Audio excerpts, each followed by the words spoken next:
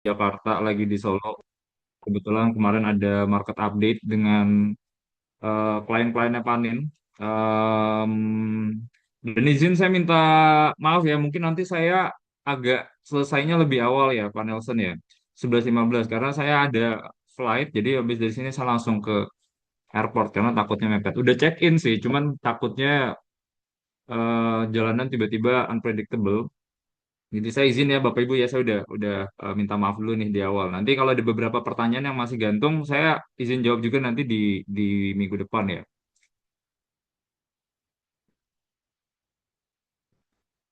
Oke, saya langsung share screen aja. Oke.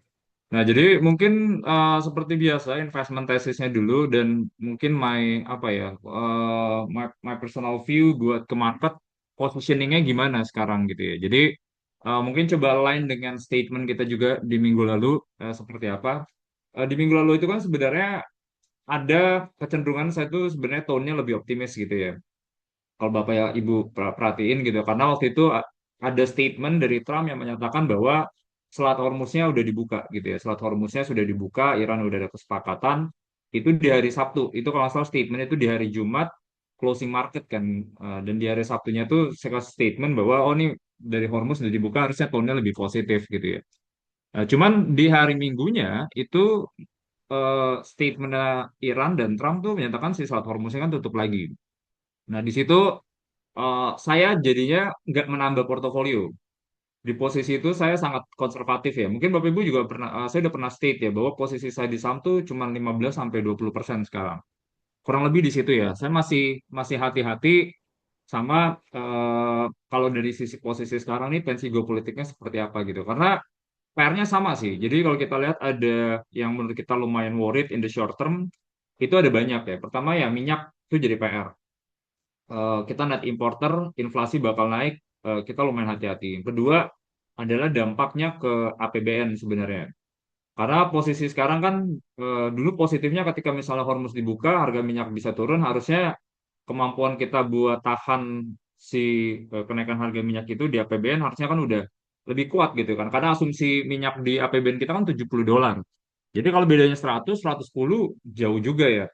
Nah, jadi posisi sekarang kalau misalnya harga minyaknya naik terus, nah ini APBN ini udah lumayan berat nih. Jadi saya agak-agak lumayan worried gitu. Karena ini ya, satu yang sebenarnya saya paling takut sekarang itu, ini sebenarnya adalah yang, ya pernah saya udah pernah bilang ya, bahwa adalah possibility kemungkinan terkait dengan namanya downgrade kita punya obligasi.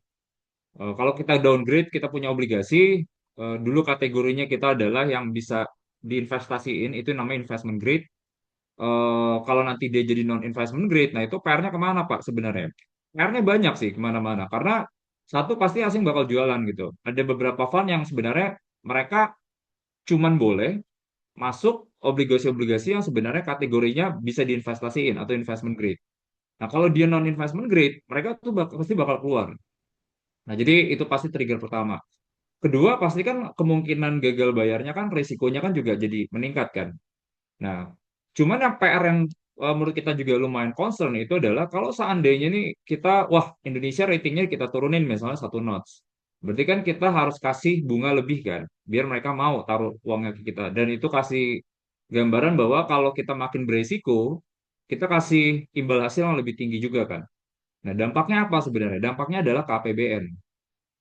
Nah, jadi dari posisi sekarang aja tuh sebenarnya uang yang kita dapat nih, pajak-pajak kita ini, itu 19%, 20% tuh kepake sebenarnya buat beresin si bunganya aja. Kalau kita ngomongin yang namanya debt service coverage ratio gitu ya, dari pendapatan kita buat bayarin pajak, pokoknya, sorry, bukan bukan pajak, bayarin pokok sama si bunganya itu bisa 45%.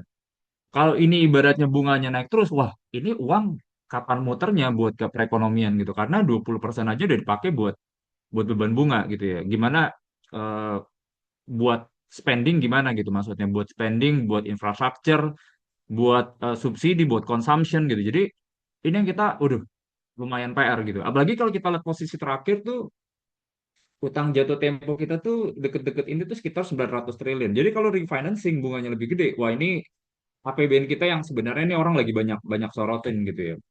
Nah, jadi itu yang saya sebenarnya masih agak hati-hati. Nah, cuman dampaknya tuh sebenarnya akan lebih luas lagi. Pasti kan itu kalau kekhawatiran itu berarti dampak neracanya ini, APBN ini pasti kan ke rupiah kan. Rupiah pasti dampaknya udah ke semuanya tuh, dampaknya ke semuanya, dampaknya ke istilahnya kayak ETF ke Indonesia maksudnya adalah kalau kalau rupiah ini kan sebenarnya sangat ngaruh buat kayak contohnya investment ke Indonesia. Simpel sih bayanginnya gitu ya. Saya fund luar mau masuk Indo, kalau misalnya saya masuk ekspektasi ini saham bisa naik 5%, rupiah 7%, ya saya nggak akan masuk. Dan pertanyaan juga satu gitu, kenapa Pak? Ini kok banksnya jadi kenanya paling dalam gitu dibandingkan yang lain? Aside dari fundamentalsnya, eh, so far laporan keuangan kemarin sebenarnya Mandiri oke, BTN juga oke sebenarnya. Cuman sebenarnya sektoral overview-nya lagi nggak terlalu menarik sebenarnya. Karena si sektor banking ini yang bobotnya lumayan gede ke ISG kita. Dan orang banyak masuk Indonesia itu sebenarnya karena bobot Indonesia itu kecil, mereka tuh enggak istilahnya enggak aktif manage. Aktif manage itu mereka beli sendiri tuh, analisa BRI, analisa aduh kekecilan Indonesia tuh. Jadi kalau misalnya kalau kita ngeliat Indonesia bobot di MSCI-nya aja cuma 1,5%, aduh ngapain kita pusing-pusing keluarin human resource, keluarin analis buat buat ambil negara yang bobotnya cuma 1,5%. Apa yang dilakukan? Pasti bikin yang namanya reksadana, ETF. Tempelin aja lah Indonesia mau berapa, intinya kita ada exposure-nya buat Indonesia. Nah, jadi dari posisi itu kan sebenarnya mereka kalau oh ini Indonesia saya lihat kita punya investment di sana gitu ya. Assuming kita taruh 1,5%. Cuma mereka punya perspektif, wah ini rupiahnya kita ngeliat nih bakal melemah nih dengan posisi APBN yang seperti ini, dengan posisi cadangan devisa yang trennya turun terus, dengan posisi kayak balance of payment yang lumayan berat gitu ya. Mau nggak mau pasti mereka apa? Mereka pasti, wah ini hati-hati deh, risikonya ada. Mereka pull out, mereka jualin ETF mereka. Nah, si ETF itu, si reksadana itu, yang modelnya namanya passive fund, itu tuh udah setengah dari setengahnya tuh isinya udah banking semua. Karena market cap paling gede, free floatnya gede, trading value gede gitu. Jadi mereka bobotnya gede. Jadi itu kena semua. Jadi sektoral play-nya nih si banking-banking ini juga lumayan berat. Makanya saya sudah sering bilang gitu, saya tuh hindari dulu banking. Mungkin Bapak Ibu juga udah ini saya yang dulu sangat favor ke bank, saya lihat tuh posisi sekarang tuh banyak yang nggak terlalu favor gitu ya. Jadi itu sih sebenarnya kalau buat ke marketnya ya. Nah, jadi apa nih yang sebenarnya saya lakukan nih Pak Niko? Ini udah indeksnya udah turun udah lumayan dalam gitu ya. Apakah saya bakal naikin posisi? Saya nggak akan akan posisi sama sekali. Saya tuh eh, bukan tipikal yang saya akan masuk saham karena murah. Saya akan masuk saham kalau ibaratnya ada ekspektasi recovery. Jadi ketika misalnya modelnya itu lebih data driven gitu ya. Jadi kalau misalnya contohnya kita udah semua berita jeleknya udah keluar, ada katalis positif dari global ya, either Hormuz, ada negosiasi, harga minyaknya udah secara fundamental udah turun. Dari sisi marketnya pun misalnya review MSCI, so far mereka udah approve gitu ya. Nanti kan ini kan si MSCI ini kan delay kan dari yang sebelumnya ekspektasinya di Mei itu tadi, announcement terakhir nanti reviewnya di Juni. Cuman yang di Mei itu intinya nggak ada penambahan baru, nggak ada kayak foreign influence factor yang baru, DSSA sama brandnya dikeluarin. Nah, ini lihat nih perkembangan sampai Juni. Aku kan nanti kita akan coba cek nih, selain brand nama DSSA ada lagi nggak yang keluar. Cuma kalau itu sekarang brand DSSA keluar aja itu udah ngurangin bobotnya si MSCI dan itu pasti bakal trigger outflow-nya. Nah, jadi yang saya lakukan sekarang saya akan sangat pantau gitu ya. Maksudnya khususnya dari makroekonomi sama ekonomi secara domestik. Nah, jadi intinya sih saya nggak mau terlalu agresif ya. Nah, yang kedua adalah ini sih sebenarnya. Ini kan gamenya adalah kita ngomongin 1 tahun itu tuh sebenarnya time frame yang si MSCI ini kan kita kan sebenarnya salah satu kan yang kita bikin regulasi ini kan masalah free float ya. Nah, ini statement saya sama gitu ya bahwa si free float ini intinya kita hindarin dulu. Yang ibaratnya company-company yang mepet-mepet gitu ya, yang mepet-mepet sama regulasinya OJK Bursa Efek itu yang 12,5%. Hati-hati dulu. Yang 20% pun juga hati-hati. Kenapa gitu? Karena ada possibility definisi free float ini bisa berubah. Kita eh, sangat tergantung lah ya. Karena kan sebelumnya kan definisi free float itu kan adalah kayak orang bisa masuk nih saham ini. Berarti artinya adalah investable sebenarnya. Nah, cuman kalau misalnya definisinya di bawah 5%, oh ada 3% yang misalnya megangnya fund gitu atau gede. Mereka strategik nggak mau keluar. Wah, ini kayaknya definisi free float-nya kita harus lebih strict lagi nih berarti. Apakah nanti definisi free float-nya itu jadi 1%? Sangat mungkin. Kalau buat kasusnya Indonesia gitu. Karena didefinisiin bahwa kalau yang nanti lebih dari 1%, mereka pasti bakal pegangnya panjang. Cuman kalau misalnya pegangnya di bawah 1% gitu, mereka diasumsikan itu mereka masih jual beli. Itu ibaratnya kayak minority investment-nya aja buat mereka. Nah, jadi itu yang saya lihat kalau seandainya nanti hitung-hitungannya semuanya dibikin kita pengen lebih strict karena pengen comply sama MSCI, kita coba adapt. Ada possibility yang 20% itu tadi hitung-hitung lagi tuh, yang 1% bakal dihitung, yang 1% lebih dari 1% bakal dihitung. Jadi free float-nya ternyata bakal jauh lebih rendah gitu. Kayak simple kayak ngomongin brand ya. Brand tuh free float-nya 13,7. Cuman actual-nya cuma 2,5%. Kalau treatment-nya sama, dibikin nggak cuma yang MSCI doang, yang ke Indo juga. Waduh, ini lumayan PR sih ya buat kita ya. Karena pertama mereka harus comply, cuman yang nyerap siapa gitu. Itu stressnya terlalu besar. Jadi saya agak hati-hati di situ ya. Jadi saya akan sangat lihat nih perkembangan dari sisi regulasinya seperti apa. Jadi itu dulu ya dari overall marketnya seperti itu. Nah, ini kalau ngomongin dari sectoral play, ini yang apa yang saya lakukan. Ya, ini mungkin sebenarnya sama ya. Jadi posisi terakhir saya tuh sekarang saya masih sangat heavy ke energi. Energi itu yang saya lihat tuh beberapa yang kayak contohnya ada Medco, El Nusa yang saya lumayan favor karena secara strukturalnya ya, kita ngomongin secara noise dan secara strukturalnya tuh sebenarnya ada. Noise itu artinya ya itu, maksudnya typical yang kayak hot money gitu ya. Jadi mereka bakal melihat harga minyak tinggi, minyak-minyak exposure, energi exposure itu bakal naik. Cuman cerita strukturalnya pun juga ada gitu ya. Karena ini sektor yang saya believe bahwa ya pemerintah harus harus tahu gitu ya bahwa posisi sekarang ini kita harus punya ibaratnya kemandirian energi gitu. Jadi apapun yang dilakukan, ini kalian coba deh kembangin energi baru misalnya. Kayak coba misalnya kita coba naikin kita punya lifting minyak. Jadi ini secara struktural yang saya lihat ini harusnya bakal positif sama si emiten-emiten yang ada di sektor energi ini. Jadi itu sih sebenarnya. Makanya energinya pun juga saya akan pilih yang sebenarnya valuation-nya masih relatively attractive, growth-nya masih muncul gitu ya. Valuasinya masih menarik, growth-nya pasti muncul. Karena kenapa Pak nggak misalnya ambil energi, bisa misalnya yang company-nya exposure-nya juga sama, atau misalnya Ratu gitu ya. Karena saya cuma worried-nya masalah valuasi ya. Karena valuasi di market yang volatile kayak gini, hukumannya lebih jahat. Kalau market benar-benar ngelihatnya kayak ya contohnya BCA gitu ya. Saham yang biasanya kayak diperdagangkan paling premium di antara saham-saham perbankan, valuasinya paling mahal. Cuman ketika once fundamentals-nya nggak jalan, itu cambuknya tuh kenceng gitu. Jadi drop-nya langsung tajam. Nah, saya agak hati-hati tuh yang kayak gitu-gitu. Nah, cuman kalau misalnya dia relatively lebih ini, hukumannya pasti ada aja. Kalau growth-nya ternyata nggak ini. Cuman nggak akan setajam kalau seandainya dia tuh overvalue. Nah, jadi makanya kenapa saya lebih prefer kayak ambil-ambil yang relatif bagus gitu ya. Kayak misalnya Elnusa, Medco, itu saya lumayan favor sekarang di posisi energinya. Nah, jadi itu ya. Sama beberapa company yang sebenarnya secara struktural gitu ya, masih relatif kuat gitu ya.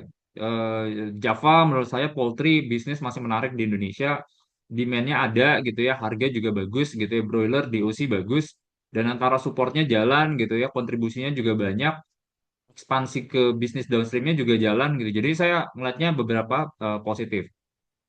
Kalau banking gimana Pak? Udah murah banget. Sebenarnya udah murah ya Bapak Ibu ya. Jadi saya pun melihatnya sangat atraktif gitu ya masuk ke BCA atau Mandiri, BNI, BRI gitu ya. Cuman saya mendingan nanti dulu. Saya lebih prefer saya ketinggalan gitu ya dibandingin saya masuk cuman terlalu berdasarkan ekspektasi. Karena gini sih sebenarnya kayak concernnya misalnya BCA. BCA tuh saya udah pernah bilang ya, maksudnya terlepas dari BCA tuh brandingnya sangat kuat. Selalu kalau saya ngobrol sama orang tuh, aduh nggak usah pusing-pusing Pak. Misalnya kalau misalnya sama apa yang turun akan dibeli yaitu BCA. Merem aja semuanya ambil BCA pasti. Brandingnya tuh sangat kuat buat investment tuh mereka sangat kuat. Cuman nggak tahu kenapa, ya saya udah pernah kasih statement juga ya bahwa BCA ini dulu kan dia valuasi paling mahal, 4 kali buku. Kenapa sih BCA bisa bisa semahal itu? Apa yang bagusnya BCA dibandingkan sama bank lain? Ini bank zaman-zaman itu eh, NPL-nya tuh bayangin dia cuma bisa 0,5%. Di saat bank-bank lain tuh NPL-nya 2%, 1%, 3% gitu ya. Jadi, wah, BCA nih salurin kredit aman banget ya. Kredit analisisnya kuat gitu. Tim kredit analisnya kuat. Underwriting-nya jalan gitu. Jadi, ketat gitu ya. Dan bayangin semua orang kalau nabung di BCA. 80% mereka mereka punya dana pihak ketiga tuh isinya tabungan sama giro yang bunga-bunganya murah. Wah, itu udah merem gitu. Karena yang Mandiri, BRI, BNI zaman-zaman itu paling 50-60% doang yang nabung ke mereka. Nah, cuma sekarang tuh gapnya makin kecil. Mandiri sekarang udah somehow udah 75 gitu. BRI juga pelan-pelan udah 70, BNI juga naik, BTN juga mereka launching Bali juga trennya naik gitu ya. Jadi kayak gapnya ini makin ini. Jadi saya lihat, aduh, ini kalau kita ngomongin dari sisi kasa structure, attractiveness-nya jadi nggak secakep dulu sebenarnya. Nah, makanya saya masih ngeliatnya, waduh, ini kurang positif ya. Kedua adalah kalau kita ngelihat yang data kemarin, laporan keuangan itu dua PR-nya. Ini data laporan keuangan ini sebenarnya ada ininya juga ya. Cuman ngasih sense bahwa kayak ada noise-nya juga. Cuman kayak kasih gambaran gini sebenarnya. Kalau Bapak Ibu coba liatin, itu BCA tuh secara kuartalan, itu growth-nya nggak kemana-mana. 0% secara kuartalan ya. Jadi kuartal-kuartalan itu artinya kredit di akhir tahun Desember sama kredit di kuartal 1 bulan Maret itu nggak kemana-mana nggak. Artinya apa Pak? Nah ini dua, berarti artinya kan permintaan kreditnya lemah atau si BCA-nya nahan dulu buat bagian kredit. Nah di posisi sekarang kan sebenarnya dua kombinasi itu ya BCA agak hati-hati ini. Cuma kan itu ngasih gambaran karena uang kredit ini yang akan jadi laba sebenarnya. Nah jadi kalau misalnya ini nggak tumbuh, laba ini juga nggak tumbuh, agak susah. Nah jadi kayak lihat, aduh gimana ya kita masuk saham yang ibaratnya valuasinya mahal gitu ya. Cuman company-nya nggak tumbuh. Mungkin ngingetin kita kayak Unilever gitu ya. Company yang dulu valuasinya bisa sampai 40 kali price earnings. Cuman kalau kita ngomongin pertumbuhannya nggak sekencang misalnya kayak Mayora, Indofood, atau grup-grup retail yang lain misalnya gitu. Jadi hukumannya jahat gitu ya. Nah ini yang saya lihat, waduh kayaknya nanti dulu deh ya kalau BCA gitu. Jadi saya lihat seperti itu sih. Nah, cuman Bank BUMN pun juga PR gitu ya, karena selain kayak possibility downgrade kita punya obligasi, downgrade obligasi ini pasti bakal kena salah satunya juga ke semua sektor yang di cover misalnya. Kayak contohnya S&P, Moody's, sama Fitch bakal turunin rating obligasi juga. Jadi negara itu di downgrade, semua company itu juga bakal di downgrade, khususnya yang ibaratnya government related juga ya. Makanya Mandiri, BNI, BRI yang mereka punya rating-rating obligasi itu bakal diturunin semua. Berarti artinya premi resikonya itu meningkat, koreksinya ada. Nah, itu yang sebenarnya saya agak agak agak worried. Kedua adalah ini sebenarnya. Terlepas dari ada statement bahwa pemerintah bilang, oh ini misalnya nggak akan ada intervensi dari pemerintah ke Bank BUMN. Cuman statement terakhir tuh clear bahwa bank-bank BUMN ini tuh sebenarnya secara nggak langsung diminta, bukan nggak diminta ya sebenarnya, secara nggak langsung diharapkan untuk memberi bantuan misalnya buat kayak government project, MBG dan lain-lain. Orang tuh biasanya nggak suka. Kalau udah namanya intervensi-intervensi tuh investor tuh pasti nggak suka gitu ya, foreign, locals gitu ya. Jadi artinya nih bisnis yang awalnya bisnis, jadi sosial. Jadi ya mau nggak mau ya pasti kalau namanya udah sosial gitu ya, pasti marginnya tuh pasti bakal kepres. Makanya saya nggak terlalu ini ya. Cuman kalau misalnya banking tuh yang saya favor sebenarnya adalah BTN. Mungkin Bapak Ibu juga ingat ya, kalau saya tuh pernah rekomendasi ini di awal bulan di rekomendasi bulanan. Karena fundamentalsnya tuh lebih lebih kelihatan gitu ya. Saya lihat sih perbaikan secara struktural itu lebih kelihatan. Jadi em, itu sih banking saya nggak berani sentuh dulu. Terus yang energi related tuh yang saya lagi banyak liatin tuh yang kapal-kapalan yang modelnya energi gitu. Karena kalau nanti seandainya ada ekspektasi positif, kapal-kapalan ini tuh bisnisnya masih bakal jalan. Karena pertama gini, kalau seandainya Selat Hormuz dibuka, itu tuh yang udah diproduksi tuh numpuk semua tuh, inventorinya tuh lagi banyak. Jadi yang biasanya ini kayak per kapal tuh bisa 20 juta, mungkin nanti pas dibuka tuh per hari bisa 23,5 juta. Nah, jadi demand traffic tuh pasti bakal ada. Cuman kalau seandainya itu nggak dibuka pun, bisnis kapal tuh tarifnya tuh masih lumayan mahal. Karena ini semua kapal nih masih pada yang kejebak gitu ya. Dan tren sekarang orang tuh udah beli minyak tuh ambilnya udah ke Amerika sekarang. Jadi kalau Bapak Ibu coba cekin datanya si Amerika tuh ekspor minyak mereka tuh naik banyak. Jago juga nih si Trump nih jualannya. Jadi ekspor minyak mereka naik banyak. Cuman intinya sebenarnya semua negara tuh udah cari minyak dari negara lain selain dari negara-negara Tintang. Nah, itu yang sebenarnya dorong si tarif kapal ini masih tinggi gitu. Makanya beberapa emiten yang ya ini my perspektif ya, yang beberapa company yang saya lihat bisa benefit dari sini, ya salah satunya adalah Bull gitu ya. Karena ya itu, maksudnya kalau di posisi sekarang, kok saya lihatnya trafficnya ada gitu ya, harganya juga ada. Beda sama Sochi yang sebenarnya bisnisnya dalam negeri kan. Dia pure exposure-nya itu lokal gitu ya. Mereka banyak sama Pertamina. Cuman kalau si Bull ini 90% di luar negeri. Ya saya bisa salah gitu ya, saya bisa salah dan ada risiko bahwa nanti kalau seandainya dibuka tarif bakal normalize, mungkin mereka nggak dapat windfall-nya. Cuman saya lihat sih posisi sekarang saya lihat fundamentally atraktif. Sama yang kedua cerita LPG sebenarnya. Karena kelihatan ya maksudnya dengan posisi yang sekarang ini kan adalah eh, LPG ini kan jadi salah satu alternatif energi juga kan. Nah, sama yang kedua adalah kalau kita ngomongin Eropa. Eropa tuh intinya udah putus kontrak sama Rusia. Kita nggak mau beli lagi dari mereka. Itu kalau nggak salah April 2026 ini sampai nanti timelinenya full total tuh 2027. Nah, berarti apa nih? Si Eropa ini harus ngambil source yang lain nih, nggak ngambil dari Rusia.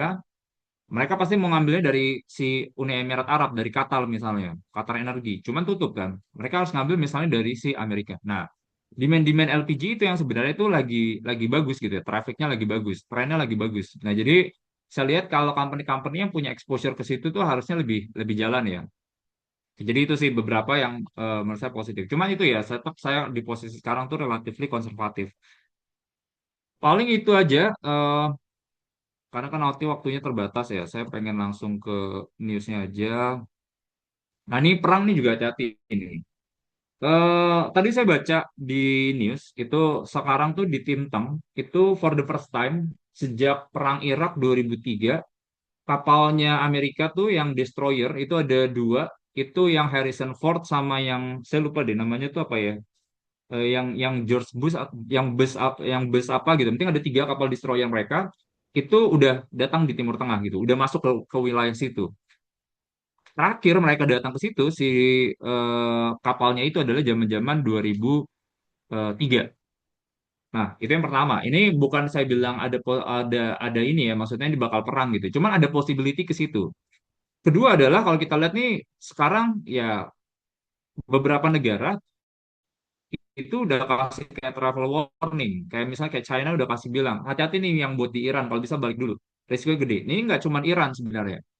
Beberapa negara Eropa pun juga ngasih warning. Somehow mereka ada intelligence juga. Cuman saya lihatnya, wah ini ujungnya kemana ya? Ada kemungkinan bahwa nih tensi bakal bakal meningkat lagi. Karena ya itu maksudnya secara strukturalnya kayak kapalnya udah muncul. Kalau kita ngeliat, kalau Bapak Ibu juga cek-cekin misalnya troops-nya udah deploy semua. Kalau kita lihat airline traffic itu negara Timtong itu juga udah muncul semua ke military base-nya. Jadi ini udah ada setup nih yang dilakukan. Nah, semoga enggak ya, semoga enggak gitu ya maksudnya jauh-jauh. Cuman ya kemungkinan itu sebenarnya ada. Jadi buat beberapa minggu ke depan kayaknya harus agak hati-hati dulu ya. Saya sih nggak saranin buat Bapak Ibu nih agresif punya posisi. Um, Nah, ini People Bank of China kembali lepas obligasi Treasury di Amerika Serikat 1,1 miliar di tengah tensi meningkat. Ini menarik sebenarnya yang saya selalu jadi tesis gitu ya, bahwa sebenarnya kalau kita ngomongin noise, itu emas ini lagi nggak terlalu menarik.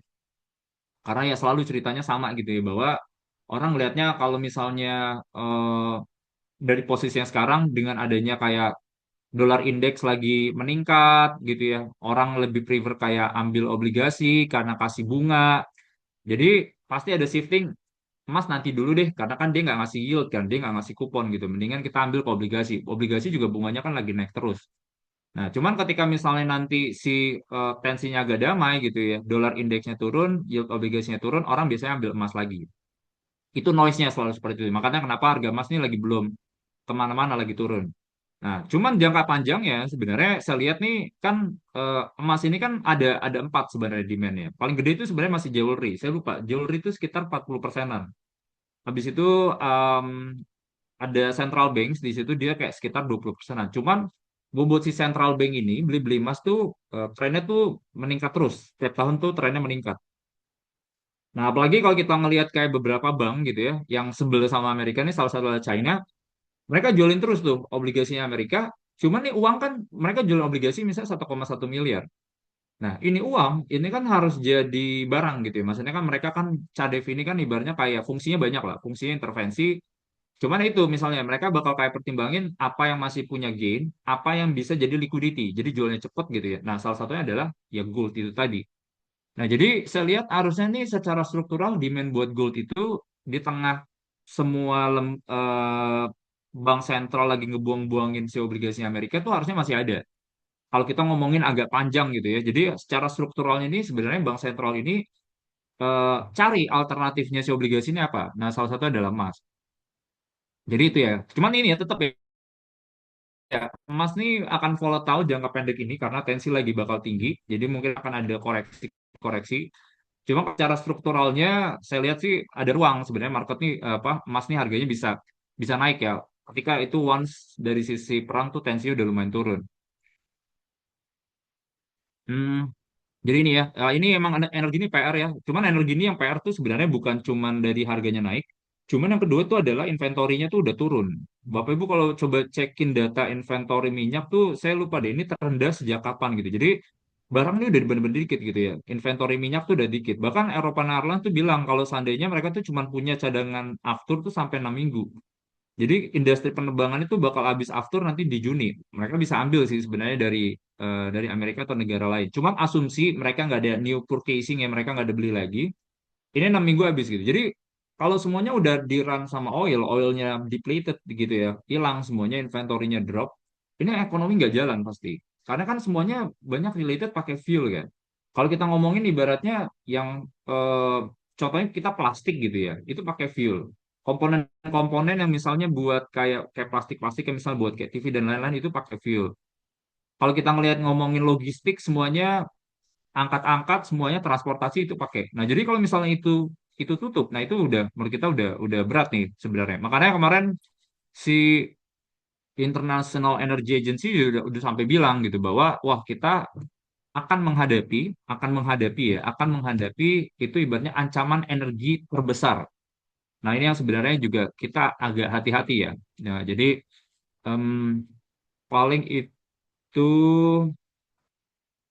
cuman nggak cuman fuel doang gitu ya, karena yang menarik itu adalah beberapa yang related sama komoditi kayak ya semua harga itu lagi pada naik gitu. Amonia, urea, sulfat itu juga pada naik karena kayak contohnya misalnya pupuk gitu ya. Pupuk itu si Selat Hormuz itu tuh lebih signifikan lagi nih negara-negara Timtang. Kalau misalnya Hormuz itu buat energi 20%, cuman kalau dari pupuk itu bisa sepertiga itu dari situ semua. Makanya kalau kita lihat harga amonia, harga urea tuh lagi pada naik semua. Nah, jadi artinya apa nih? Kalau pupuknya nggak ada, wah ini produksi bakal mandek semua. Nah, jadi akhirnya bakal hati-hati distribusinya akan terbatas gitu ya. Yang kayak penting-penting bilang itu namanya rationing gitu. Jadi mereka akan kayak, oh ini yang penting, ini nggak penting. Nah, jadi itu bakal PR ya. Makanya juga kenapa saham ESA tuh naik banyak ya. Karena kalau misalnya Selat Hormuz dibuka, ya mereka pasti negatif, harga amonia itu pasti bakal drop.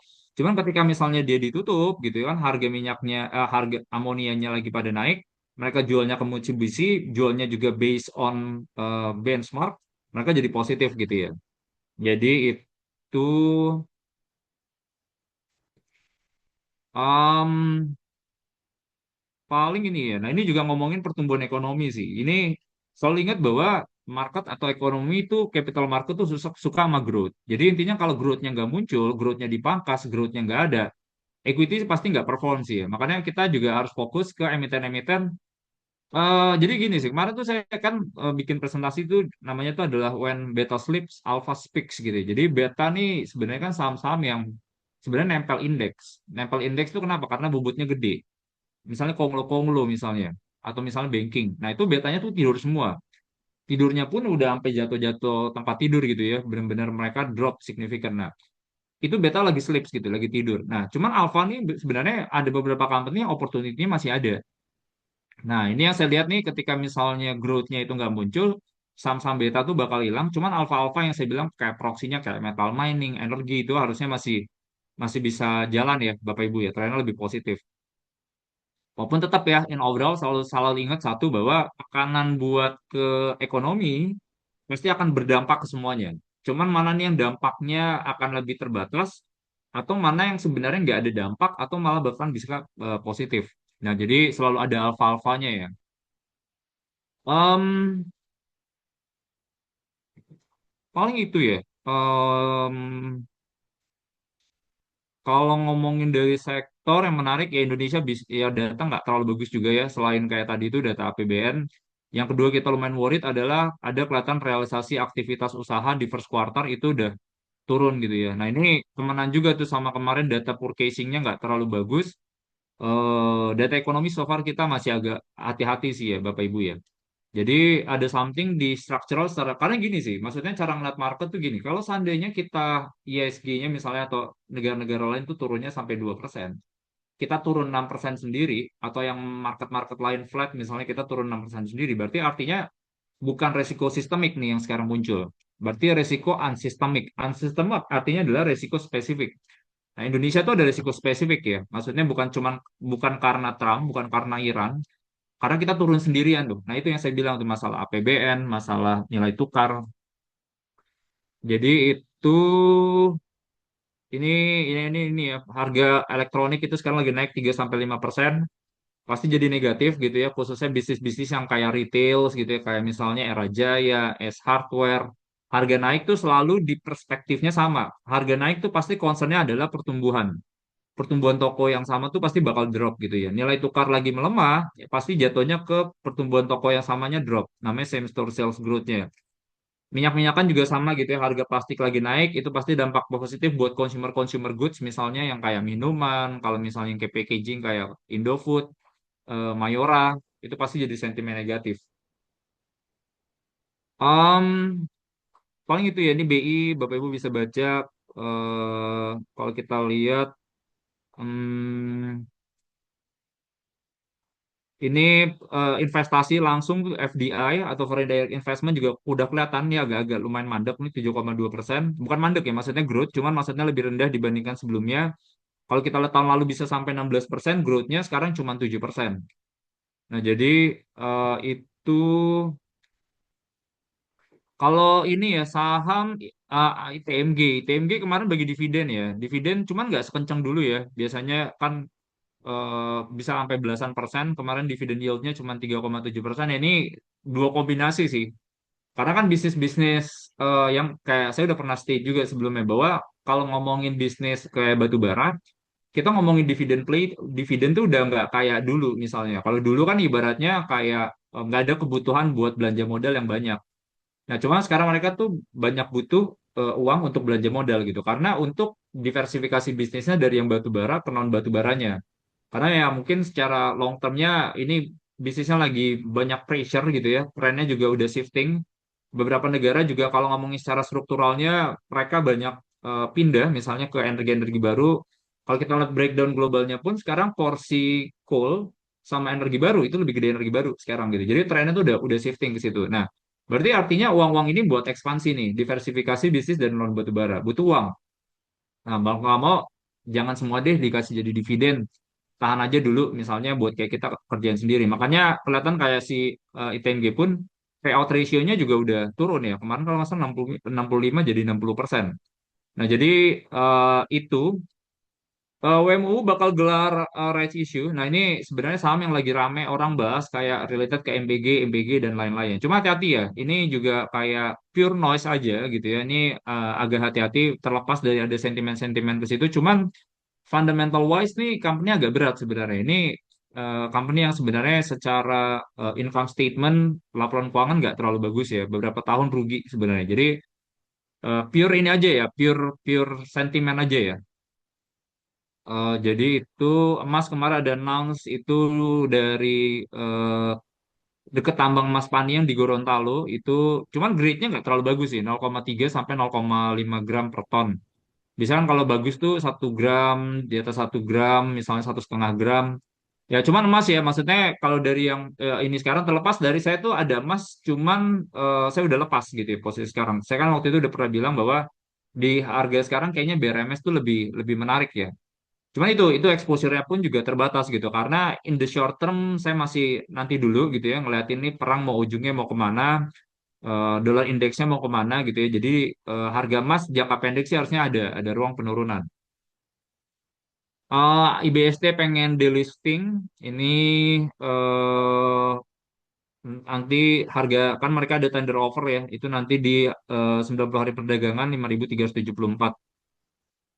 MTEL ngerjain bisnis Power as Services dan lain-lain ya harusnya sih bagus ya, bagus buat MTEL gitu. Cuman tetap ya saya sih sebenarnya buat bisnis menara kayaknya nanti-nanti dulu gitu karena Mitratel, Tower Bersama, Sarana Menara, Tower gitu ya. Ini growth company-nya nih agak relatif terbatas sebenarnya. Di fase yang sekarang lagi kayak tekanannya sana sini. karena sektor telco kan lagi konsolidasi. Jadi karena mereka punya bargaining power, negosiasi menaranya tuh udah kerasa gitu. Jadi tarifnya udah lumayan lumayan turun. Jadi itu kemarin data properti bagus nih, marketing salesnya Summarecon tuh 36,6%, cuman inline ya sama target manajemen yang 5,2 triliun. Cuman tetap ya saya sama sih sebenarnya di posisi sekarang nih, intinya kalau buat ke properti saya masih nggak sentuh dulu gitu ya, karena ya resikonya masih gede gitu. Maksudnya NPL-nya lagi banyak. Kalau kita ngelihat kayak bunga kredit properti lagi naik terus gitu ya. Padahal sebenarnya eh, BI rate-nya turun gitu. Jadi saya lihat nih kayaknya agak-agak minim katalis sebenarnya. Jadi saya properti masih ntar dulu. Em, ini DKFT. DKFT ini sebenarnya menarik ya. Jadi kalau DKFT ini menarik gitu ya. Mereka tuh bisnisnya kan sebenarnya nggak nggak terlalu heavy ke downstream. Bukan nggak terlalu heavy ya. em, Mereka tuh nggak ada exposure buat rotary kiln, mereka nggak ada exposure buat ke Etspal. Jadi mereka tuh sebenarnya banyak jual biji, cuman jual bijinya pun lokal. Cuman kayak biji lokal ini kan sebenarnya kayak trennya lagi bagus ya, harganya kan lagi positif, limonit, saprolit gitu ya. Nah, cuman kan kemarin pemerintah bikin itu regulasi terkait namanya harga patokan mineral. Nah, ini dua sisi ya. Ini kita lagi coba ini juga. Cuman kalau dari sudut pandang saya sih ngeliatnya ini somehow mirip sama harga batu bara acuan, HBA. Nah, awalnya tuh implementasinya menurut saya lumayan berat gitu ya. Karena gini, HPM ini kan harganya jadi lebih tinggi. Orang mikirnya, wah, enak dong kita bisa jual harga lebih mahal. Harusnya bakal positif sebenarnya. Cuman ingat kayak zaman-zaman HBA gitu. Takutnya misalnya dari yang beli ini, Indonesia gede lah. Indonesia gede.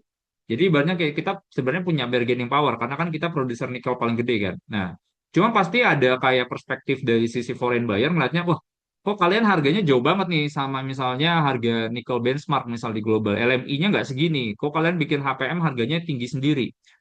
Mungkin bisa kayak 50%, 60% lebih tinggi. Nah, pasti ada berpikirnya, wah, yaudah nggak usah, saya nggak usah ngambil dari Indo deh, ngambil aja dari Filipina. Nah, jadi kan pasti harga yang lebih tinggi ini bisa dikompensate dengan volume yang lebih rendah. Cuman kalau misalnya kayak waktu itu misalnya HBA itu pemerintah bilang, yaudah deh kalian bisa deh jualnya misalnya nggak di harga HBA, di bawah itu boleh. Nah, cuman kan PR-nya dulu di batubara ini kan mereka bayar royaltinya kan tetap hitungannya HBA kan. Jadi berarti simpelnya gini sih, HBA-nya misalnya 100 gitu ya, kita bisa jual 90. Kalau dulu kan misalnya nggak boleh, misalnya harus jualnya 100, jualnya suruh 90 boleh. Cuman hitungan royaltinya si 19%-nya refernya ke si 100. Loh, bukan 90. Jadi hitungannya 19% kali 100 bayarnya setorannya sekitar 19 gitu ya. Instead 19 kali 90. Jadi kayak itu yang saya lihat, waduh ini kejadiannya HPM mungkin case-nya bakal sama.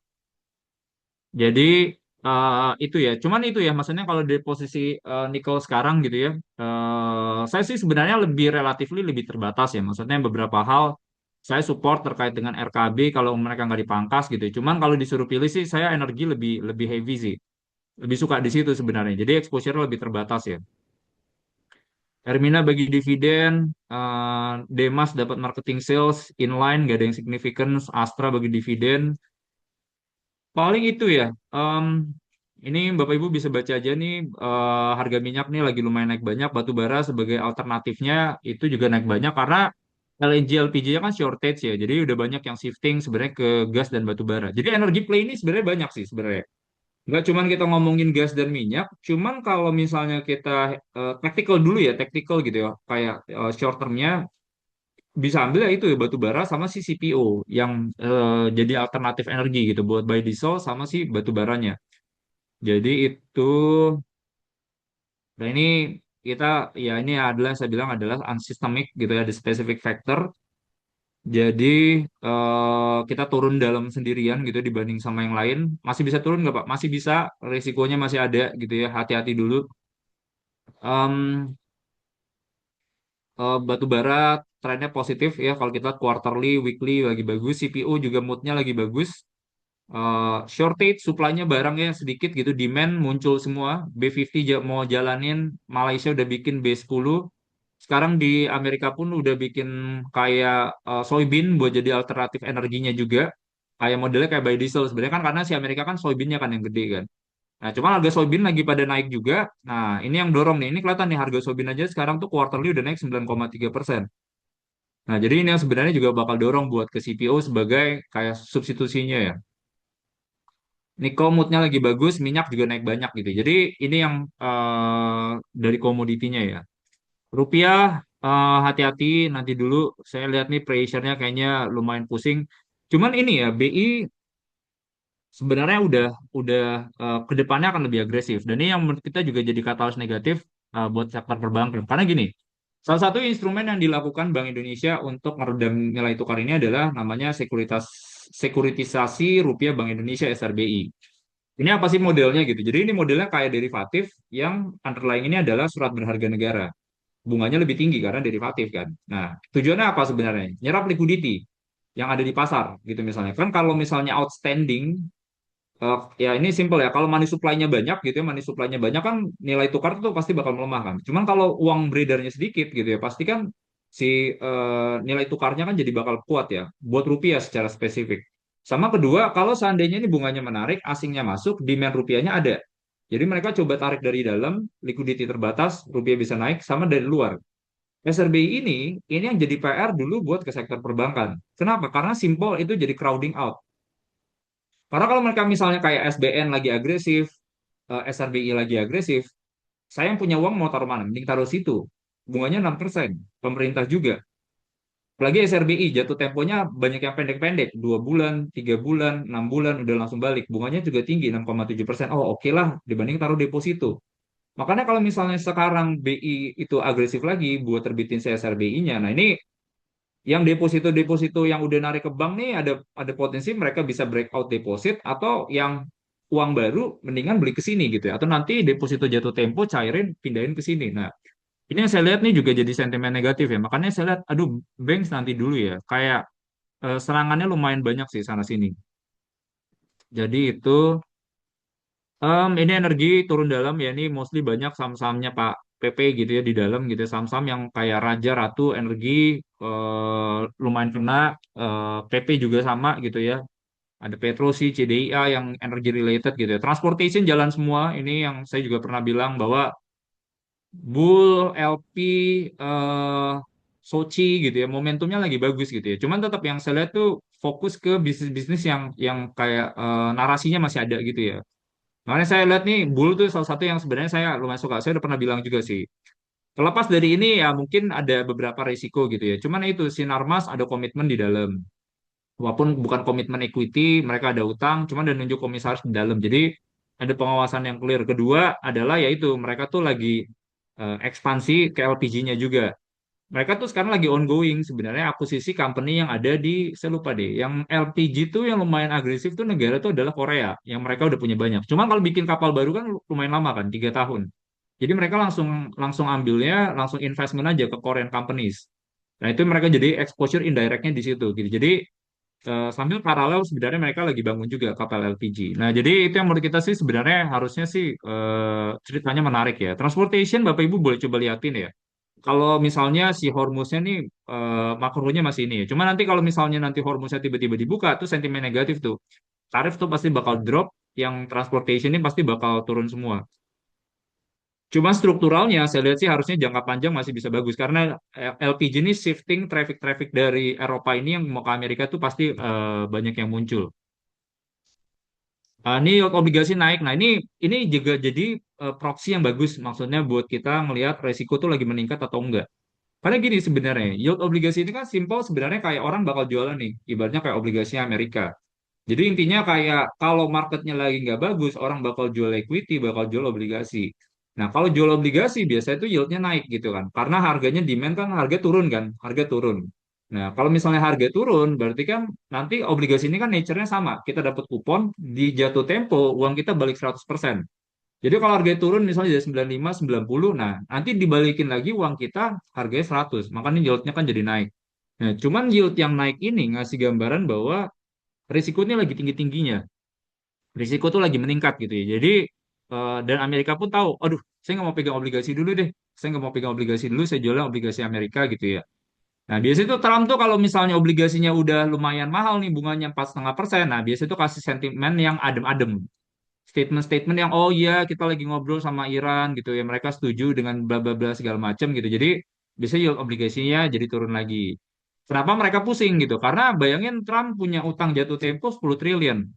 Harus refinancing itu dengan bunga yang lebih tinggi lagi gitu ya. Waduh, itu pasti bakal pusing sih. Makanya yield obligasi ini jadi salah satu proxy yang bagus ya Bapak Ibu ya, buat ngeliat resiko lagi meningkat atau enggak.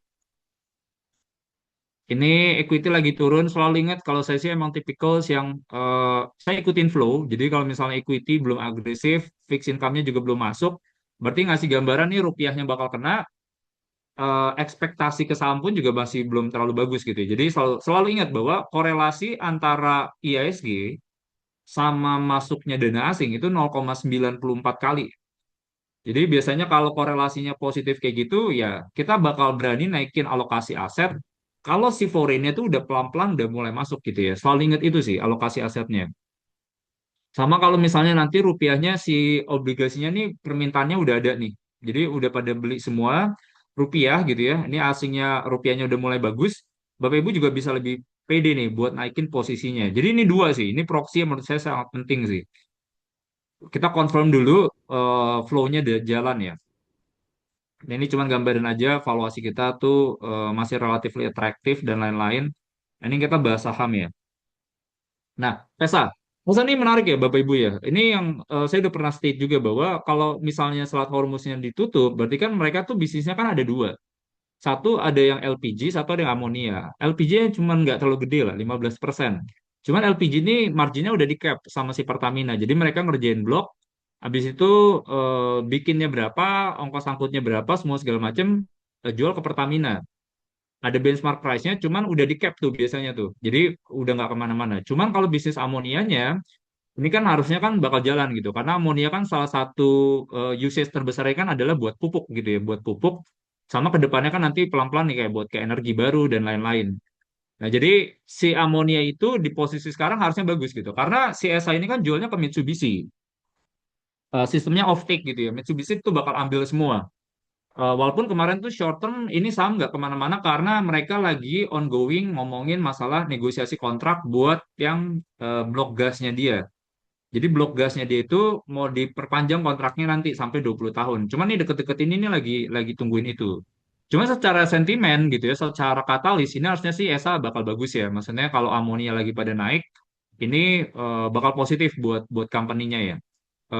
Bapak Ibu boleh coba liatin sih. Ini kan dalamnya juga banyak konglo-konglo di dalam ya. Ada Pak Boy Tohir di dalam, ada TP Rahmat juga di dalam gitu. Jadi itu sih ya, ini buat buat ESA ya.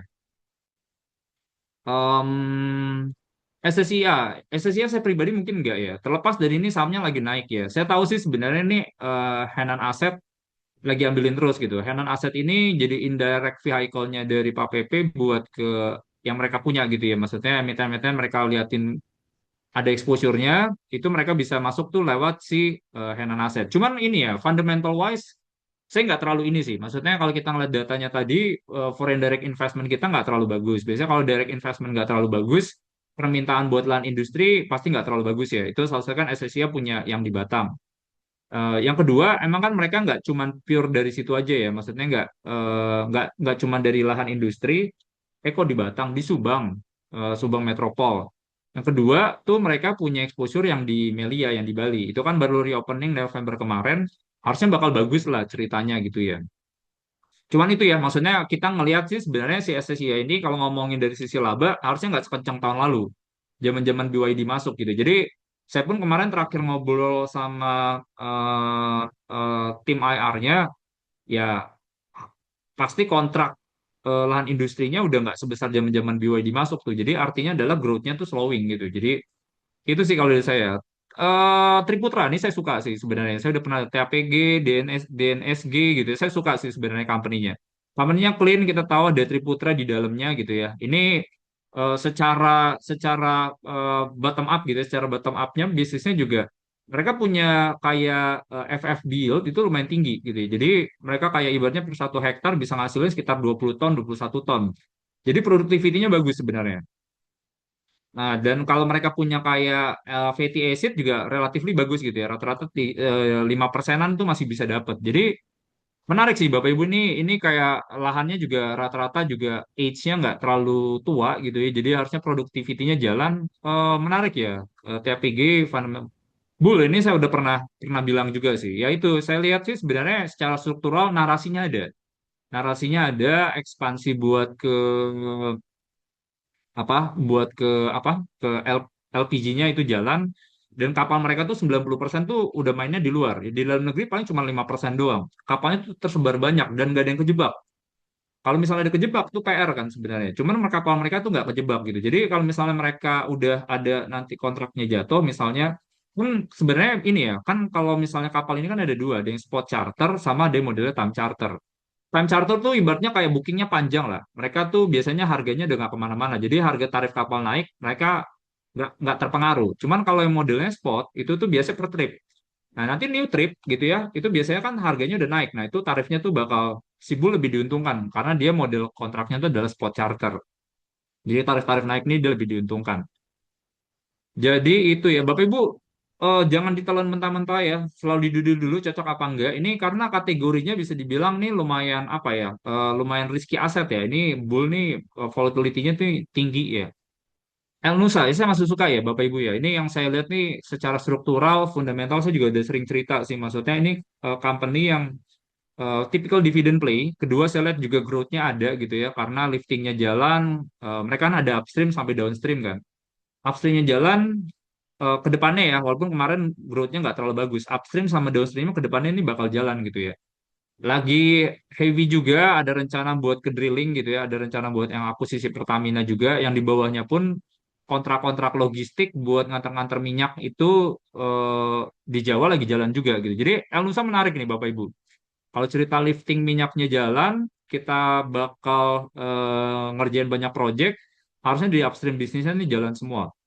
BTN ini saya suka ya. Kenapa saya juga kemarin Bapak Ibu ingat kalau misalnya salah satu saham perbankan di 7 saham rekomendasi bulanan yang kita rekomendasi, saya rekomendasi BTN, bukan Mandiri, BRI, BNI gitu ya. Karena pertama exposure buat KMSI-nya terbatas. Kedua adalah fundamentalnya kelihatan bener bagus gitu ya. Laporan keuangan kuartal 1 kemarin tuh sangat bagus ya. Saya lihat ibaratnya company banyak perbaikan. Eh, NPL-nya terjaga, pertumbuhan kreditnya lumayan bagus karena ini company nggak cuma main di rumah-rumah doang sekarang, yang rumah subsidi sama non subsidi, cuman yang bisnis korporasinya juga jalan. Bagusnya adalah bisnis korporasi yang mereka salurin sekarang NPL-nya masih nggak nyampe 1%, nggak nyampe 0,5% bahkan, sangat tipis. Jadi cara underwriting mereka ini jalan. Kedua, fundingnya ini yang ibaratnya kayak banyak yang mereka beresin. Mereka launching Balai aplikasi, itu tren dana murahnya muncul. Terus mereka yang kayak special rate dari yang insti-insti gede itu mereka udah banyak-banyak nego, makanya turun. Jadi kelihatan nih biaya fundingnya tuh pelan-pelan makin turun. Dan mereka kelihatan satu support dari Danantaranya kelihatan gitu ya, karena mereka kemarin Danantara ada taruh duit juga di situ. Nah, jadi saya lihat nih sebenarnya company-nya bagus ya. Cuma hati-hati aja nih, naiknya udah lumayan juga. Ini upside-nya udah relatif terbatas ya. Apalagi banks ya, sentimen kan lagi nggak terlalu ini ya. Jadi sektornya hati-hati. Energi saya enggak sih. Company-nya sebenarnya oke ya. Saya suka juga bisnis energi gitu ya. Apalagi kalau mereka tuh exposure-nya sangat heavy. Jadi kalau kita mau ngambil cerita minyak bakal naik banyak, energi yang paling paling oke. Energi sama Ratu lah. Karena mereka revenue diversification-nya 100% di situ semua. Mereka minyak sama gas gitu ya. Kan kalau beda, kalau Medco kan masih ada kayak tambang-tambangnya, masih ada energi barunya gitu. Energi tuh lebih concentrated gitu ya bisnisnya. Mereka kalau saya punya 24 exposure block ya. Mereka punya 24 exposure block, mereka lagi ngerjain banyak negosiasi kontrak dari yang beberapa yang modelnya dulu growth split jadi cost recovery semua. Banyak yang positif, expand keluar gitu ya. Cuma itu sebenarnya kenapa saya masih agak hati-hati karena ini valuasinya itu dua kalinya Medco secara EV EBITDA gitu. Jadi saya agak, aduh, menarik sebenarnya, cuman risikonya gede gitu. Jadi nanti once growth-nya nggak muncul, pasti share price-nya bisa turun lumayan dalam. Indika energi. Nah, ini menarik ya, batu bara juga play-nya kan lagi jalan semua ya. Play-nya lagi jalan semua. Kita tahu Indika Energi juga pelan-pelan diverse dari bisnis non coal ke keluar dari bisnis batu baranya, ekspektasinya mungkin 60-40, 50-50. Exposure gold-nya juga ada karena mereka ada awak emas. Company-nya sih sebenarnya menarik ya Bapak Ibu ya, Indika ya. Boleh coba liatin nih sebenarnya kalau buat proxy batu bara. Harta, harta ya ini Goldplay ya. Menarik sebenarnya company-nya menarik. Valuasinya juga menurut saya juga masih relatif make sense. Cuma itu ya, short term sebenarnya hati-hati ya itu. Kalau misalnya moodnya lagi nggak terlalu bagus buat harga emasnya karena lagi turun, tensinya lagi tinggi, dolar indeksnya lagi naik terus gitu ya, ini agak hati-hati. Asus sebenarnya menarik ya. Cuman kalau saya sih nggak terlalu ini ya, karena saya agak worried. Biasanya itu selalu sama kalau misalnya US dollarnya itu lagi melemah, itu pasti nggak bagus nih buat mereka punya same store sales growth-nya. Jadi biasanya revenue agak terbatas nih. Kalau misalnya si nilai tukarnya lagi melemah, buat es hardware, harga-harga juga lagi pada naik semua kan, karena masalah kayak plastik dan lain-lain, minyak naik, naik es bakal kena es hardware. Jadi itu Desesa nanti dulu, brand nanti dulu, film hati-hati. Saya nggak terlalu ini kita tahu ada ini typical yang sebenarnya ada something sih ya di dalam ya kalau buat film ya. Fundamental sih nggak terlalu ya. Karena nih earnings sih kan lumayan volatile kan. Cuan nanti dulu Pak PP pun juga lagi banyak jualan di sini di dalam karena mereka coba comply dengan regulasi free float. SCMA juga nanti dulu. Saya nggak sentuh bisnis-bisnis media. Fundamentalsnya agak-agak shifting sekarang. Bisnis TV-nya lagi lumayan kena. Rate card-nya juga nggak kemana-mana. Hati-hati. Unilever juga nanti dulu. Growth-nya belum terlalu kelihatan ya. Ini belum terlalu clear ya. Apalagi belakangan menarik gini sih. Dulu kan tesis consumer good ini kan 2026 ini adalah recovery. Karena harga-harga misalnya kayak kopi, terus kalau kita lihat wheat, gandum, kalau kita lihat harga coklat tuh udah pada turun semua. Jadi bahan baku mereka tuh harusnya bisa bagus gitu. Cuman kalau Bapak Ibu coba cekin datanya belakangan itu sekarang lagi naik lagi tuh semua tuh. Coklat, kopi, CPO lagi naik juga, minyak lagi naik juga. Jadi bisnis-bisnis packaging yang kayak consumer gini jadi pada kena tuh. Nah, jadi nanti dulu sih, kalau saya sih nanti dulu. TCPI nggak ngeliatin semen-semenan nanti sih. Saya nggak ngeliat ada growth-nya. Ini bisnisnya juga masih tough, propertinya nggak jalan. eh Bukan nggak jalan ya, propertinya relatif terbatas growth-nya. Terus kalau kita lihat yang buat IKN, yang semen curahnya juga nggak muncul. Bufa hati-hati juga ini, share price-nya juga udah naik lumayan banyak. Terlepas dari company ada beberapa corporate action ya dan lain-lain. Cuman kayaknya nanti dulu deh. Bumi, bumi saya pribadi kayaknya emang resikonya lagi gede ya Bapak Ibu ya. Ini resikonya lagi gede. Saya pribadi pun melepas exposure saya buat di bumi harus agak hati-hati. Saya masih nggak sentuh-sentuh dulu ya. Jadi sekarang conviction-nya lebih ke energinya aja dulu. Jadi itu, cuma kalau Bapak Ibu pengen punya exposure yang lebih clean buat ke batu bara tuh sebenarnya saya bisa lihat yang kayak Adi oke menurut saya. Indika Energi juga oke. Jadi itu ya, karena ya Bumi kan kadang perspektifnya orang kan ini pasti, wah ini Konglo Group gitu ya. Konglo Group dengan posisi adjustment free float yang kayak gini kayaknya jadi sentimen negatif. Walaupun sebenarnya Bumi itu kalau kita ngeliat secara fundamentalnya itu sebenarnya ada gitu ya. Karena ini bisnisnya batu bara. KPC sama si Arutmin ini tambangnya gede gitu ya. Salah satu yang paling gede di Indo. Valuasi juga masih relatif juga masih murah dan mereka pelan-pelan bisnisnya diverse ke non-coal. Cuma itu ya karena ada sentimen-sentimen yang buat kayak ke konglomerasi grup, ini jadi nggak terlalu ini ya ke bumi ya. Inflow outflow ya ini ya Bapak Ibu ya SSMS, Aratoga, BNI ya banking-banking agak hati-hati dulu. Nanti Inco masih oke sih growth-nya masih ada masih muncul. Medco oke, brand nanti dulu, energi nanti dulu, UT Bapak Ibu juga boleh liatin. Ini company sih sebenarnya kuat ya buat UT ya. Walaupun sebenarnya terlepas dari itu fundamentalsnya lagi banyak pressure juga ya. Walaupun ini share price-nya kan lagi relatif kuat lah kalau kita ngomongin UT ya. Cuman business wise tuh sebenarnya kan kontrak batubara ini kan turun dari 750 juta ton jadi 600. Berarti harusnya kontrak tuh makin sepi. Kedua adalah kalau kita ngomongin dari penjualan alat berat itu juga trennya turun. Apalagi kalau kita ngomongin dari kayak tren alat beratnya Cina yang kayak Sani itu agresif gitu ya. Karena ini kerasa sih, saya kemarin juga baru-baru ngobrol buat beberapa company gitu ya. Ini truk-truk dari Cina tuh lumayan agresif masuk ke Indo. Kayak contohnya misalnya Sinotruk gitu ya, itu lagi agresif ke Indo. Misalnya yang FAW Dongfeng itu juga lagi. Jadi Cina-Cina ini tuh agresif ya. Maksudnya nggak cuma truk, heavy equipment-nya juga jalan gitu ya. Sani ini susahnya ngelawannya adalah harganya tuh murah gitu, bisa 20-30% lebih murah dibanding Komatsu.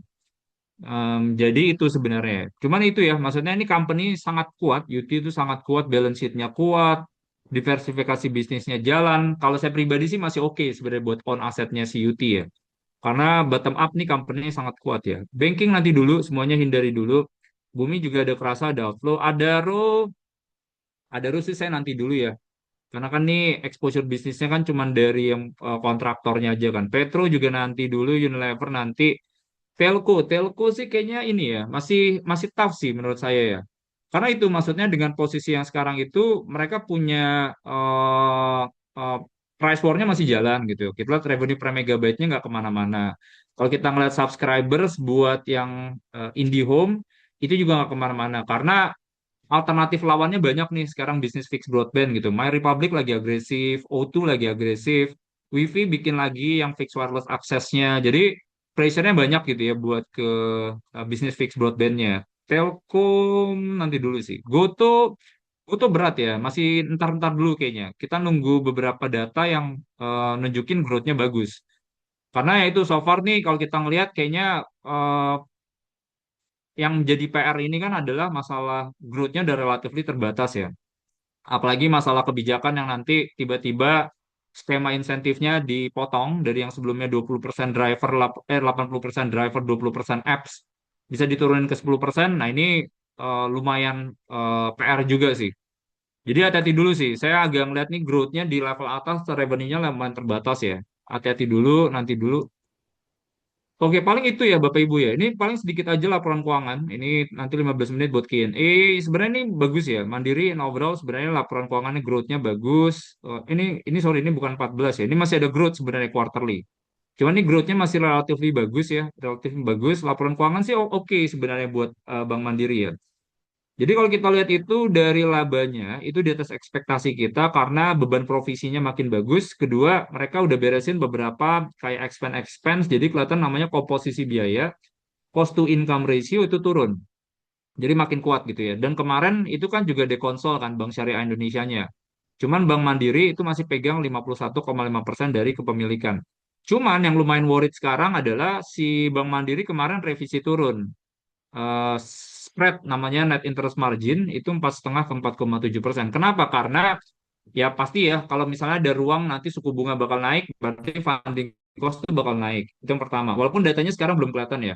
Cuma Mandiri agak khawatir adalah mereka tuh kan ada exposure buat ke jadi kan bisnis pertumbuhan kreditnya ini naik banyak karena kredit-kredit korporasi. Yang gede itu salah satunya adalah KDMP, Koperasi Desa Merah Putih. Nah, itu sebenarnya growth-nya ada. Cuman marginnya tipis gitu ya. Jadi marginnya tipis. Nah, jadi kenapa si Mandiri revisi turun? Pertumbuhan kredit tuh sebenarnya bagus ya. Ini juga masih di atas guidance manajemen yang 7 sampai 9%. Nah, ini korporasinya naik sampai 29% karena si KDMP-nya. Cuman itu yang kita bilang nih, loan yield karena itu spreadnya tipis, itu turun ke 7,1%. Jadi itu dana pihak ketiga sebenarnya trennya bagus, kelihatan ada penurunan 36 basis point di tengah tren penurunan suku bunganya. Cuman kasanya jadi agak goyang nih, kasanya agak sedikit turun. NPL relatif terjaga ya. Kita masih oke sebenarnya buat Bank Mandiri ya. Kita rekomendasi buy target price-nya 6.200. Cuman kalau saya pribadi, ini ngomongin 1 tahun ya 6.200 ya. Jangka pendek nanti-nanti dulu sih. Saya akan coba lihat nanti terkait dengan penyelesaian MSCI. Saya akan coba lihat terkait dengan kayak pergerakan nilai tukar buat ambil beta aset yang kayak Bank Mandiri kayak gini ya. Ini BCA ini saya belum writing. Cuma satu yang saya udah cerita ini growth-nya secara kuartalan nggak muncul ya. Ini growth-nya si BCA cuma 0% dari sisi growth kreditnya. Kalau kita ngomongin dari sisi earning secara tahunan, ini growth-nya cuma 3,8%. Jadi buat saham yang sebenarnya premium valuation dengan growth cuma 3,8 padahal yang lain mungkin tumbuhnya bisa 8 sampai 10, ini jadi nggak terlalu menarik ya. Kedua adalah pressure dari net interest margin ya. Ini kerasa bahwa kalau tadi Mandiri turun itu cuma sekitar 10 basis point, ini si BCA turunnya sampai 50 basis point nih net interest marginnya. Jadi itu ya, NPL juga relatively turun, cuman nggak terlalu signifikan. Cuman kalau kita bandingin sama fourth quarter, NPL-nya BCA dari 1,7 naik ke 1,9. Jadi itu ya, hati-hati dulu. Kalau saya pribadi sih kayaknya nanti-nanti dulu ya. Oke, kita langsung ke sesi Q&A ya. Sorry Bapak Ibu, kita nanti izin cut off di yang mungkin yang baru datang di 11.15 ya, karena saya ngejar flight. Q&A dari mana nih? Kok nggak bisa sih?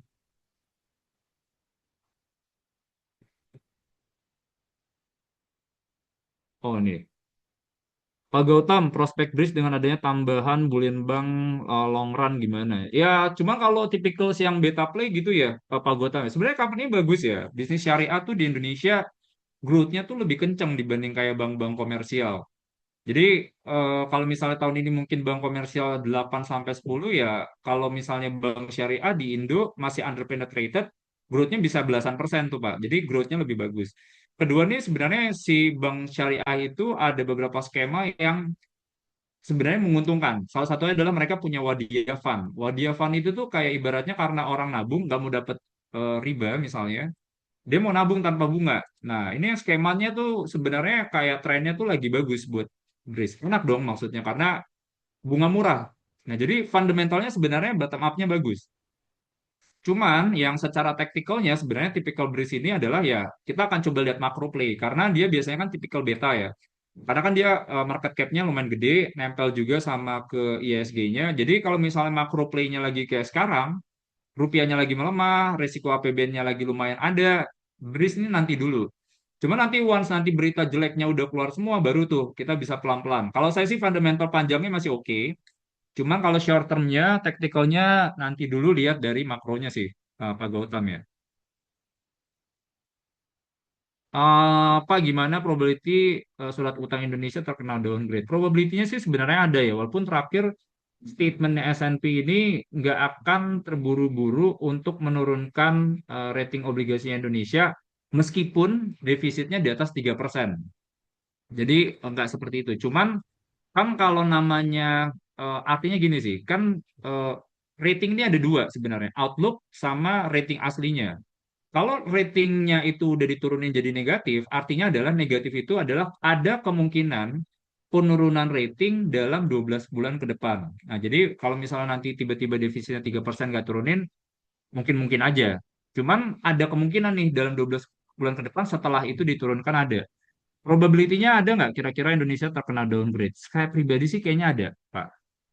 Karena sebenarnya kalau kita ngelihat dari beberapa data gitu ya, interest coverage ratio, debt service coverage ratio kita tuh tinggi gitu ya, 40 sampai 45%. Jadi pendapatan-pendapatan pajak kita setengahnya buat bayarin pokok sama bunga.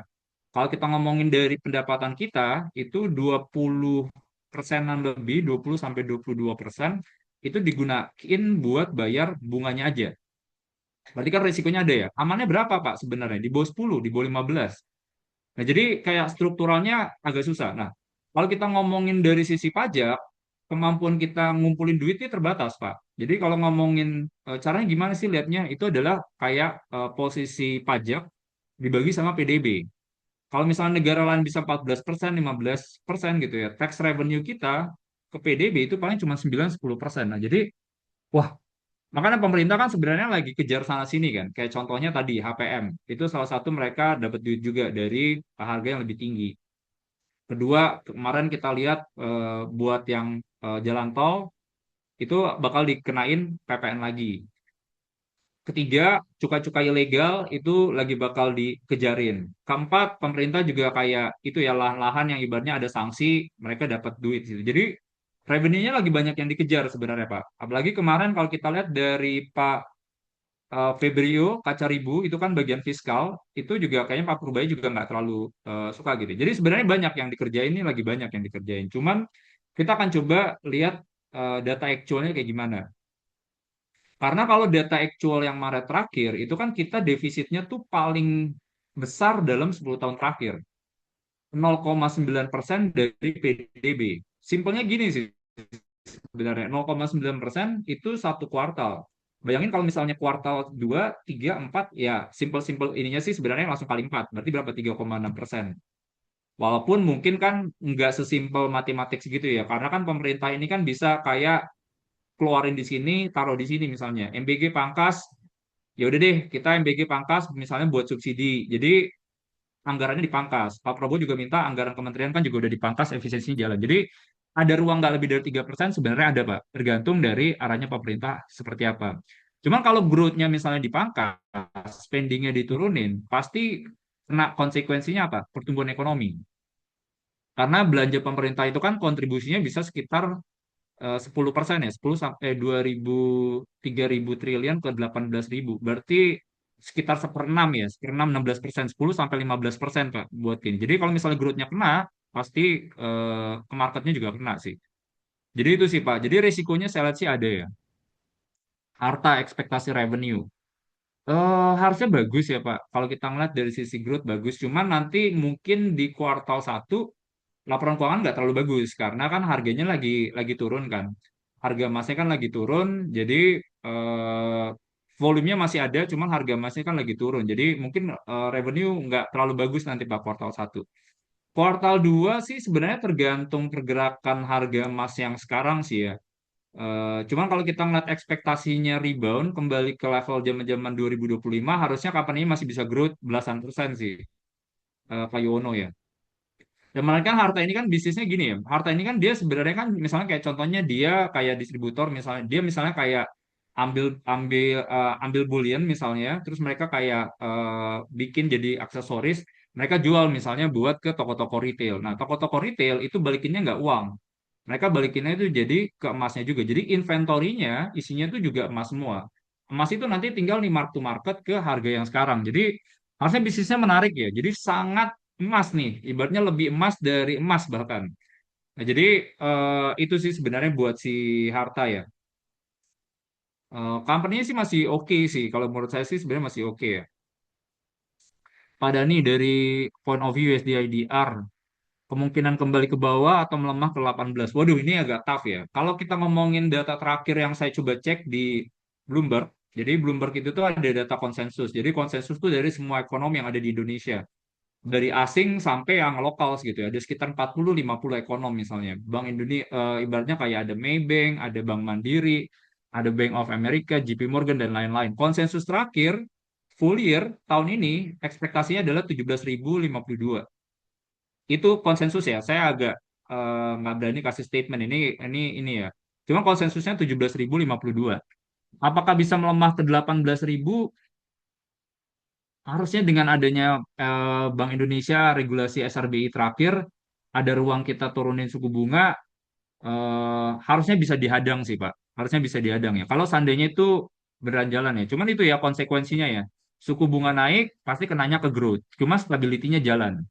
Cuman saya sih lebih prefer ibaratnya growth kita nggak terlalu kemana-mana ya. Dibanding kayak inflasi kita tinggi, ekonomi kita nggak stabil gitu ya. Jadi itu sih Pak Dani ya. Waduh, ini tough nih. Pak, berapa kemungkinan ISG sampai 6.600?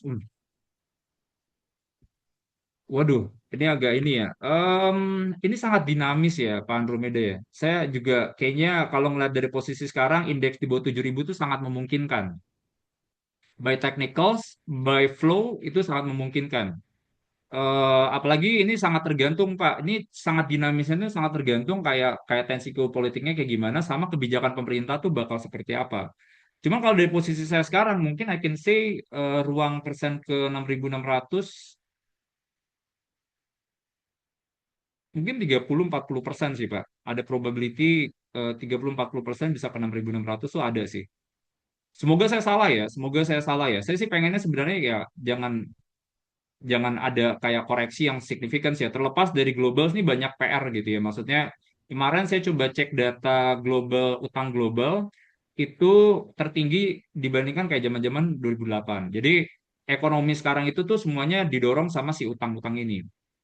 Dan kalau kita lihat jumlah penerbitan utang itu lebih tinggi dibandingkan zaman-zaman 2008. Ini bukan total outstanding ya, jumlah penerbitan utang lebih tinggi dibandingkan zaman COVID tuh. COVID kan kita butuh uang misalnya buat COVID. Nah, cuma sekarang nih kayak lihat, saya lupa deh 23% tuh ibaratnya kayak utang baru. Jadi, wah, ngeri juga sebenarnya. Nah, itu yang pertama. Kedua adalah kalau kita lihat data di Amerika, itu ada harga properti. Itu namanya adalah kayak mortgage case-shiller inflation adjusted. Itu lebih tinggi juga dibandingkan zaman-zaman 2008. Kalau kita lihat kayak Warren Buffett indicator, itu akan adalah total equity market cap dibagi sama PDB. Itu juga udah di level yang worried, udah di atas 1 kali. Jadi ini saya lihat, waduh, serem juga ya. Maksudnya beberapa indikator udah ngasih sense bahwa dia udah level-level yang sebenarnya lumayan alert gitu ya. Beberapa yang lumayan alert. Nah, jadi itu ya Pak. Ya, semoga ini ya. Si Warren kan juga kemarin udah bilang ya, ada something big is coming lah. Ada something yang sebenarnya akan lebih dalam lagi turunnya dibandingkan waktu itu era-era awal-awal perang. Nah, jadi ini yang saya sebenarnya juga kenapa ngasih nggak mau terlalu agresif ya. CPU apa, saham CPU apa yang bagus ya? Saya sih suka itu ya, DSNG, TAPG sih. Ini company-nya juga kayak exposure buat ke eh exposure-nya bagus, Pak. Misalnya kalau kita lihat kan mereka juga komit buat beresin yang namanya RSPO sama ISPO-nya. Jadi bagusnya adalah gini sih. Kan sebenarnya kalau kita lihat negara-negara di luar itu kan sebenarnya kayak Privel kalau bisa kita jualan sertifikasinya ada. Jadi Roundtable Sustainable Palm Oil yang ibaratnya international standard. Bagusnya adalah kalau kita punya sertifikasi itu, jualannya bisa lebih mahal harganya. Nah, itu ada kayak tiga kategori tuh, ada balance mass, ada segregated, sama ada integrated. Nah, cuma balance mass itu modelnya kombinasi. Nah, ini dua dua emiten ini punya komitmen ke situ gitu ya. Walaupun terlepas biaya sertifikasinya lumayan mahal ya, mereka punya komitmen ke situ. Kedua adalah saya suka tuh cari yang ibaratnya masih usianya masih muda tuh, Pak Samuel. Jadi usianya masih muda, produktivitinya bagus. Kalau produktivitinya bagus, biasanya pasti yield per hektarnya juga bagus. Jadi kalau misalnya yield per hektarnya bagus, growth-nya tuh ada gitu. Jadi produk ininya mereka punya produksinya juga bagus. Itu dua emiten itu menarik sih Pak menurut saya ya. Pak, alternatif apa nih mungkin dilakukan emiten untuk menaikkan free float supaya bisa comply dengan aturan free float? Ya pasti mereka jualan gitu. Mereka jualan langsung ke pasar reguler, misal mereka bisa masuk juga ke pasar nego, cuman kan harus dengan beberapa dan yang beberapa orang ini atau beberapa institusi ini kalau bisa bobotnya mungkin ya jangan sampai 1%. Jadi mereka harus kayak ngamen tuh Pak istilahnya ke sana ke sini, cuman pakai pasar nego. Ketiga mereka bisa sebenarnya kayak kayak terbitin saham baru. Cuman yang dari existing shareholders yang non free float itu nggak boleh exercise. Yang ambil harus yang ini cuman text time dan butuh waktu Pak itu pasti pasti lumayan susah jadi bisa tiga itu sih Pak. Oke Bapak Ibu mungkin itu aja. Oh, udah 11.19 juga. Mohon maaf saya cuma bisa sampai jam 11.15 ini nanti beberapa pertanyaan saya udah beresin semua. Thank you Bapak Ibu semuanya semoga insightful sesinya di hari ini selalu ingat jangan jadikan kata-kata saya sabda gitu ya, selalu didudi lagi. Tetap kita lakukan kayak kita punya research. Semoga kita bisa menghadapi minggu depan dengan lebih baik lagi ya. Makasih semuanya, saya selalu izin. Ya, makasih semuanya, makasih banyak. Saya izin live ya.